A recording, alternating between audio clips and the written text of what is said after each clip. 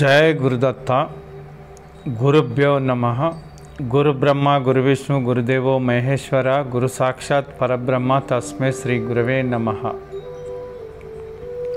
ఈరోజు వచ్చే వీడియో ఏంటంటే బ్రహ్మం ఏ విధంగా ఉంది అంటే పరమాత్మ ఏ విధంగా ఉంది అంటే పరమాత్మ తనకు తాను మాట్లాడలేదు కనుక మహానుభావులు అంటే పరమాత్మనే మాట్లాడుతున్నట్టు మనకు ఒక కల్పించారు మనకు అంటే పరమాత్మనే స్వయంగా మాట్లాడుతుంది అంటే పరమాత్మ మాట్లాడదు కదా రూపం లేదు కనుక మహానుభావులు అనుభవించి పరమాత్మ ఏ విధంగా మాట్లాడుతుంది అనే ఒక భావన మనకు ఇక్కడ తెలుసుకుందాము। అంటే పరమాత్మ ఏ విధంగా ఉంది ఎలా ఉచ్చరిస్తుంది అనేది మనము ఈ శ్లోకం ద్వారా మనం తెలుసుకుందాం।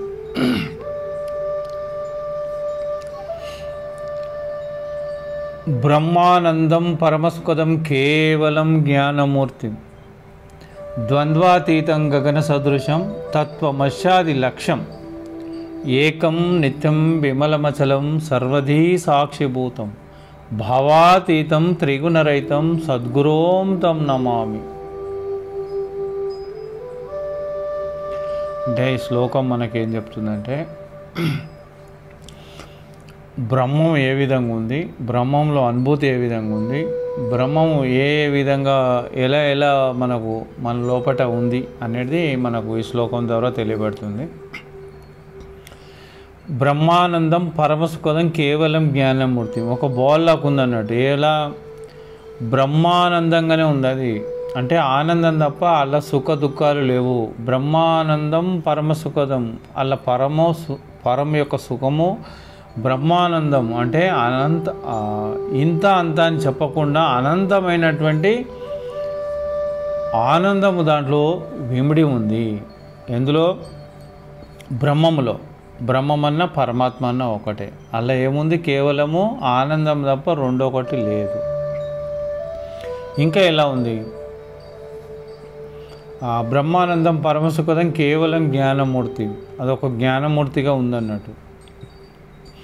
ద్వంద్వాతీతం ద్వంద్వం అంటే ప్రపంచాన్ని అంటారు అంటే ప్రపంచమంతా కూడా రెండుతో కూడుకొని ఉంది మంచి చెడులు అన్నదమ్ములు అంటే అంతా కూడా ప్రపంచం అంతా కూడా జ్ఞానం అజ్ఞానము ఇదంతా కూడా రెండుతో కూడుకొని ఉన్నటువంటి దీనికి ద్వంద్వము అని పేరు। అంటే ద్వంద్వాతీతం పరమాత్మ ఎట్లా ఉన్నాడంటే ద్వంద్వానికి అతీతమై ఉన్నాడు అంటే ప్రపంచానికి అతీతంగా ఉన్నాడు అంటే కంటికి కనబడకుండా ప్రపంచానికి కూడా ప్రకృతికి ఆధారభూతమై ఉన్నాడు ద్వంద్వానికి అతీతమై ఉన్నాడు పరమాత్మ స్వరూపుడు బ్రహ్మము। ఇంకెలా ఉన్నాడంటే గగన సదృశ్యం అంటే ఆయన రూపం ఎలా ఉంది ఆకాశ రూపంలా ఉంది। వాస్తవానికి ఆకాశం అంటే ఒక ఉపమానం చెప్పుకొచ్చారు ఆకాశ రూపం ఆకాశానికి రూపం ఉండదు కంటికి కనపడదు కదా వాస్తవానికి ఉంది అవకాశం ఇస్తుంది అందరికి కానీ దానికి రూపం లేదు। అంటే ఆకాశానికి ఎందుకు పెట్టారంటే ఇప్పుడు దూరం చేసి చూస్తే ఆకాశంలో నీలివర్ణం కనపడుతుంది వాస్తవానికి నీలివర్ణం కాదు అది బ్రహ్మచేత కనపడుతుంది। ఇప్పుడు ఇదంతా కూడా ఆకాశమే ఖాళీ ప్లేస్ ఉన్నది అంతా భూమి అంతా కూడా భూమి ఆకాశంలోనే ఉంది ఇదంతా కూడా మనకు కనపడేదంతా కూడా ఖాళీ ప్లేస్ ఏదైతే ఆకాశం మరి ఇట్లా చూసినప్పుడు ఇక్కడ రూపం కనబడుతుంది ఈ ఖాళీ ప్లేస్ కనపడుతుంది అక్కడ పోయినా కూడా అట్లనే ఉంటుంది రూపం ఏం లేదన్నట్టు అందుకే భగవంతునికి గగన సదృశ్యంలా ఉన్నాడు వాస్తవానికి రూపం లేదు కానీ ఎలా ఉన్నాడు ఆకాశ రూపంలా ఉన్నాడని వర్ణిస్తున్నారు। ఇంకెలా ఉన్నాడు తత్వమస్యాది లక్ష్యం అంటే తత్వమసి అంటే మా వాక్యంలో ఒకటి అది తత్వమసి ఇది చాలా ఫేమస్ అయినటువంటిది తత్వమసి అంటే తత్ అంటే పరబ్రహ్మము త్వం అంటే నీవే అసి అంటే అయి ఉన్నది తత్వమసి అంటే 3 పదాలు ఉన్నాయి తత్ త్వం అసి తత్వమసి అంటే నువ్వే ఆ పరబ్రహ్మాన్ని అయి ఉన్నావు ఆల్రెడీ కానీ నువ్వు తెలుసుకోవటం లేదు అజ్ఞానం చేత నువ్వు ఆల్రెడీ భగవన్ స్వరూపుడే కానీ నువ్వు భగవన్ స్వరూపుడు నీకు తెలియటం లేదు కారణం ఏంటంటే అజ్ఞానంతో కప్పివేయబడి ఉంది కనుక నువ్వు అజ్ఞానంలో అలమటిస్తున్నావు సుఖ దుఃఖాలతో అలమటిస్తున్నావు కనుక నీకు నీ స్వరూపం నీకు తెలియలేకపోతుంది। తత్వమస్యాది లక్ష్యం దాని లక్ష్యం ఎలా ఉంది అంటే అసలు ఎలా ఉంది అది వాస్తవానికి? బ్రహ్మానందంగా ఉంది, అందులో సుఖదుఖాలు లేవు, పరమ సుఖదంగా ఉంది, అది ప్రపంచానికి అతీతంగా ఉంది, మళ్ళీ నువ్వే భగవాన్ స్వరూపుడై ఉన్నావని చెప్తుంది. ఇంకా అసలు ఏముంది తత్వమసి? అది లక్ష్యం అంటే ఎలా ఉంది? ఇంకా ఏంటంటే ఏకం, అదొకటే, నిత్యం ఎలవేళలు ఉంటుంది, విమలమచలం మలినం లేకుండా కదలిక లేకుండా ఉంది అన్నట్టు. అంటే అది అంతటా నిండుకొని ఉన్నటువంటి స్వరూపం ఒకటే, నిత్యం ఎల్లవేళలు ఉంటుంది, దానికి సావు పుట్టుకలు లేవు అన్నట్టు. ఎప్పటికీ ఎన్ని యుగాలు గతించినా, ఎన్ని సంవత్సరాలు యుగాలు, ఎన్ని కల్పాలు గతించినా అది ఎప్పటికి ఒక విధంగా ఉంటుంది. ఈ ప్రకృతి కూడా అలా విలీనమై మళ్ళీ రావటం జరుగుతుంది తప్ప అది మాత్రం విలీనము దేంట్లో కావటం లేదు, అది స్వయం ప్రకాశం. అది ఏకం, నిత్యం ఎల్లవేళలు ఉంటుంది, విమలమచలం మలినం లేకుండా కదలకుంటుంది పరబ్రహ్మము. అంటే అందులో మలినం లేదు, స్వచ్ఛత ఉంది, పవిత్రత ఉంది, కదలిక లేకుండా అది నిశ్చలంగా, కదలిక లేకుండా అన్నిట్లను కదిలిస్తూ ఉంది.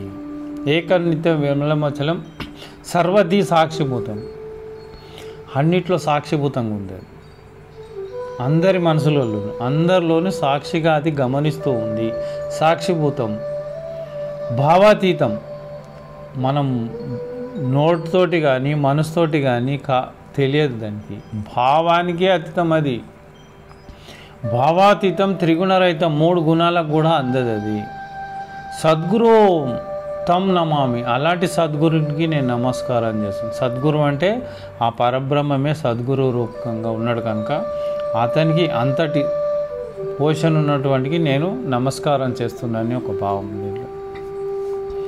మరి అలాంటి వాళ్ళు దాన్ని ఎలా తెలుసుకోవాలి అనేది ఇక్కడ మనం గీతలో ఒక శ్లోకము చర్చిస్తాము. గీతలో ఒక శ్లోకం ఏంటంటే కర్మ సన్యాస యోగము 5వ అధ్యాయము 16వ శ్లోకం. మనం ఇప్పుడు దీని గురించి తెలుసుకుందాం. దీనికి సంబంధించి కొంచెం టచ్లో ఉంటుంది కాబట్టి నేను చెప్తున్నాను. జ్ఞానేన తు తదజ్ఞానం ఏషాం నాశిత పరమాత్మనః తేషామాదిత్యవజ్ఞానం ప్రకాశయతి తత్పరం. శ్లోకం ఇది.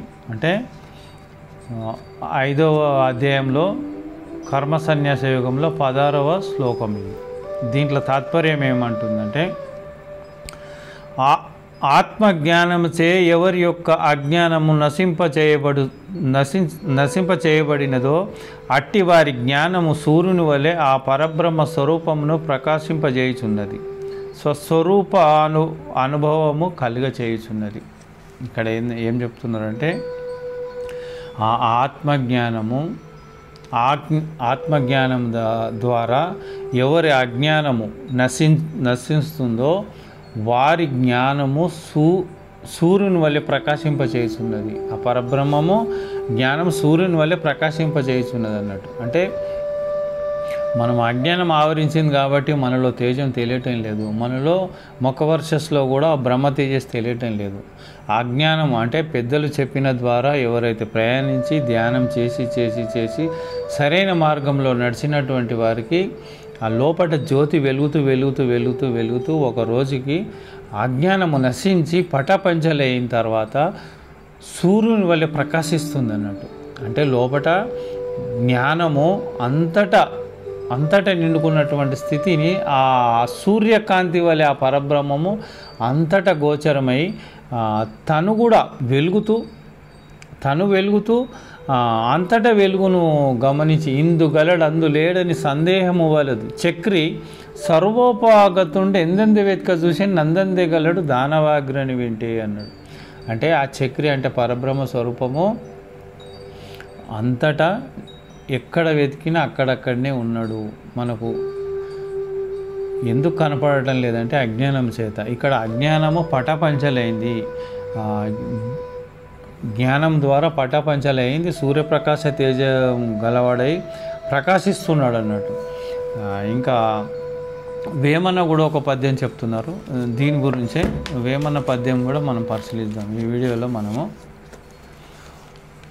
ఊర్ధ్వలోకమందు నుచిత క్రమంబున రూపమేమి లేక రూఢితోను పరమయోగి చూసు పరమాత్ముడితడే అని విశ్వదాభిరామ వినురవేమా. ఇక్కడ వేమని ఏమంటారు అంటే ఊర్ధ్వలోకమందు, ఊర్ధ్వం అంటే ఆకాశాన్ని అంటారు, ఊర్ధ్వలోకం అంటారు ఆకాశాన్ని. ఊర్ధ్వలోకమందు నుచిత క్రమంబున రూపమేమి లేక రూఢితోను, అంటే ఊర్ధ్వలోకం అంటే ఈ సూక్ష్మంలో రూపమేమి లేదు కానీ రూఢితోని ఖచ్చితంగా ఒకటి ఉంది. వాస్తవానికి రూపం లేదు కానీ ఖచ్చితంగా ఒకటి ఉంది. అది రూపమేమి లేక రూఢితోను పరమయోగి చూసు పరమాత్ముడితడే. అంటే ఒక పరమయోగి అంటే అజ్ఞానం అంత పటాపంచలైపోయి ఒక పరబ్రహ్మాన్ని దర్శించే కెపాసిటీ వచ్చినప్పుడు రూపం ఏమీ లేకుండా కూడా పరమాత్ముడితడే అని ఆయన గమనిస్తున్నాడు. అంటే ఆయనకు ఒక కెపాసిటీ ఏర్పడ్డది. ఒక కరెంటును తెలుసుకోవాలంటే ఒక టెస్టర్ పెడితే ఏ విధంగా బల్బు ఇలా కరెంటు ఉందా లేదని తెలియబడుతుందో, అజ్ఞానము అంతరించి జ్ఞానాగ్నితోటి కర్మలు దగ్ధమైన తర్వాత జ్ఞాననేత్రాలతోటి అంటే టెస్టర్ లాంటిది ఒక జ్ఞాననేత్రాలతోటి ఆ పరబ్రహ్మాన్ని రూపమేమి లేకున్నా చూసే కెపాసిటీ తనకు వస్తుంది అన్నట్టు. ఎప్పుడైతే ఆ కెపాసిటీ జ్ఞాననేత్రాలతో వీక్షించినప్పుడు ఆయనే తేజవంతుడుగా కనపడుతున్నాడు, అంటే ఆనంద స్వరూపంగా కనపడుతుంది. అప్పుడు మనకేం తెలుస్తుందంటే ఎవరికైతే ఓపెన్ అయిపోయి ఆ పరబ్రహ్మాన్ని దర్శించే కెపాసిటీ వచ్చినప్పుడు అప్పుడు ఆయనకు ఆ బ్రహ్మంలో ఉన్న ఆనందాన్ని తెలియబడుతుంది. అదే ఆనందము బ్రహ్మానందం పరమసుఖదం కేవలం జ్ఞానమూర్తి. అలాంటి స్థితి లక్షణాలకు వస్తున్నాడు మనము. ఎందుకంటే చాలామందికి బ్రహ్మానందం తెలియదు. చాలామంది బ్రహ్మపడుతుంటారు, ఏదో ఇంత భజనలు చేసి ఏదో నామ సంకీర్తన చేసి ఏదో సమయానుకూలంగా అర్ధగంట గంట చేసి తాత్కాలికమైనటువంటి ఆనందం వచ్చి ఇదే బ్రహ్మానందం అనుకుంటారు.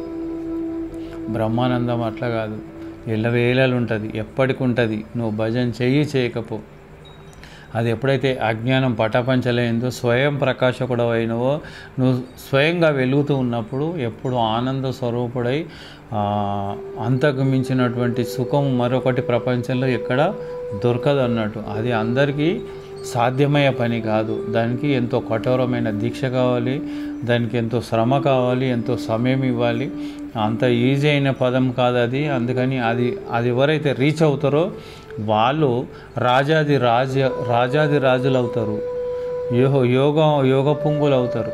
ఇంకా వాళ్ళకి మించినటువంటి ఇంకా ఎవరు ఉండరు అన్నట్టు. ఎంత పెద్ద ధనికులైనా అతని ముంగట తునప్రాయం లాగానే ఉంటారు. కనుక మనం ఆ జ్ఞానాన్ని పొంది ఆనందాన్ని అనుభవిస్తూ ఇతరులకు కూడా మార్గదర్శకంగా ఉంటే బాగుంటుందని ఈ సందర్భంగా తెలుపుతూ నేను సెలవు తీసుకుంటున్నాను. జై గురుదత్త, జై గురుదత్త.